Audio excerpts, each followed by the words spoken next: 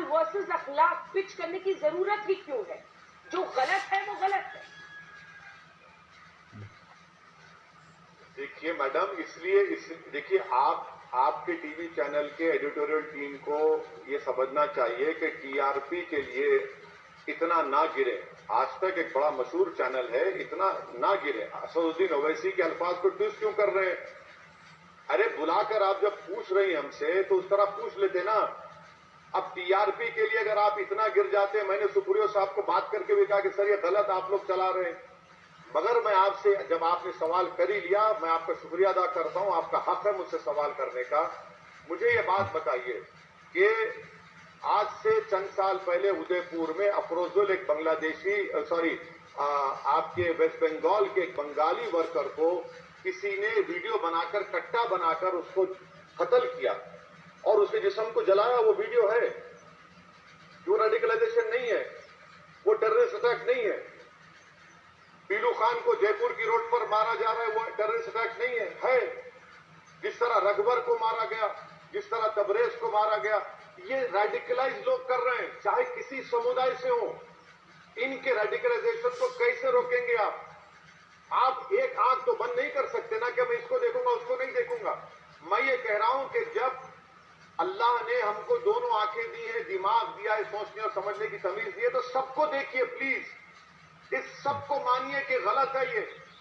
इन सब एलिमेंट्स को रोकिए जो कानून को अपने हाथ में लेना चाहते हैं और इस तरह की हरकत कर रहे हैं।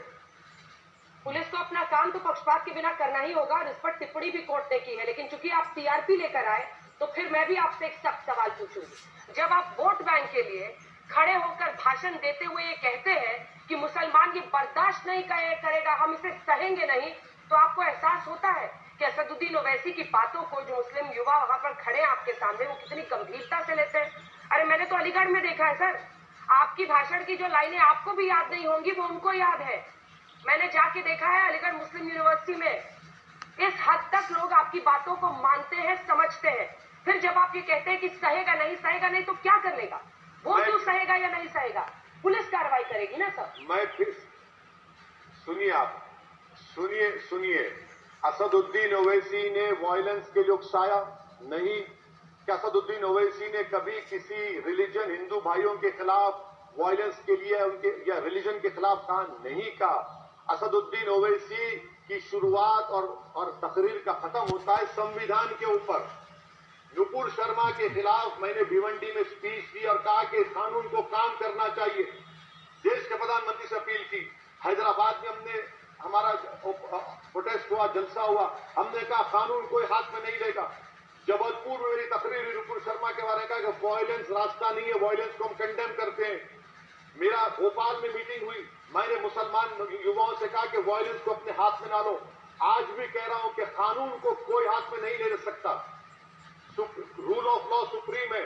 मैं आपका शुक्रगुजार हूं। मैं अलीगढ़ मुस्लिम यूनिवर्सिटी के नौजवानों का शुक्रगुजार हूं कि वो उनको मेरे भाषण के लाइन याद हैं। मैं फिर से कह रहा हूं नौजवानों से कि मायूस मत हो, कानून को अपने हाथ में आप नहीं ले सकते। आपको संविधान के चार दीवारी में रहकर प्रोटेस्ट करने का अख्तियार हासिल है और प्रोटेस्ट करेंगे। नुपुर शर्मा की गिरफ्तारी का डिमांड करना एक जायज डिमांड है और नुपुर शर्मा के खिलाफ कानून को काम करने की इजाजत देश के प्रधानमंत्री को देनी चाहिए। वो एनएसी की मेंबर है, तो क्या कल हैदराबाद में एनएसी पर नुपुर शर्मा को दावत दी गई? क्या उस पर डिस्कशन होगा? कानून का उल्लंघन नहीं होना चाहिए। वायलेंस कोई रास्ता नहीं है, प्रोटेस्ट रास्ता है जो फंडामेंटल राइट है। अब उदयपुर की घटना पर जरा आते हैं सर। आपने इंडिया में कभी ऐसा सुना था कहीं पर बीहेडिंग, सर कलम करना, और जो वीडियो में भी कहा जा रहा है सर तन से जुदा, ये कहां से आया इंडिया में?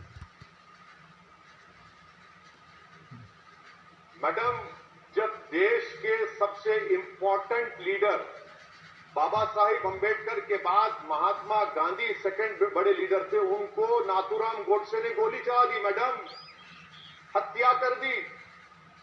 दिल्ली के सड़कों पर सिखों का जेनोसाइड हुआ मैडम। दिल्ली का आसाम में मैसेकर हुआ। एक बीजेपी के नेता, दुनिया में नहीं उनका नाम ले लूंगा उनके भाषण के बाद, मुरादाबाद में पुलिस ने ईद के दिन 450 लोगों को गोली मार दी मैडम। मलियाना का मैसेकर हुआ, गुजरात का 2002 हुआ। मुंबई के रोडों पर हत्याएं हुई। मैडम, ये सब तमाशे आप और हमने देखे हैं। मेरी आपसे गुजारिश ये है, देश के प्रधानमंत्री जो आपका चैनल बड़ी गंभीरता से देखते हैं, खुदा के लिए इन नौजवानों के लिए जिसको मिलेनियल जनरेशन कहते हैं, उनके मेमोरीज को ये मत रखिए